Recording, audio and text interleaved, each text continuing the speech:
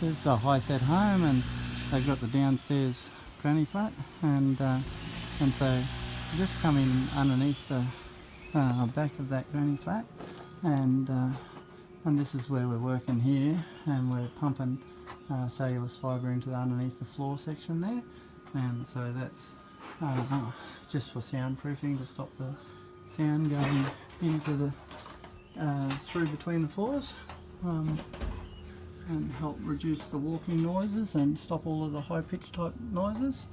So that's the underfloor there. That's what it looks like before we pump it, and you can see there my hose. I slide it all the way down the end there, and then I turn it on, and it's not on at the moment, and it fills that whole cavity up. There'll be about 300 millimeters here, and you can see there's an exhaust fan there, right? And so we'll pump up to the exhaust fan on the other side, and then we'll give that a blow off before we're finished, and we'll pump on this side of it. And you can just see on this bay here, I've pumped that bay there, and there it is there. It's full of cellulose fibre there. So it's messy looking stuff when it looks like this, but actually it does a fantastic job. So,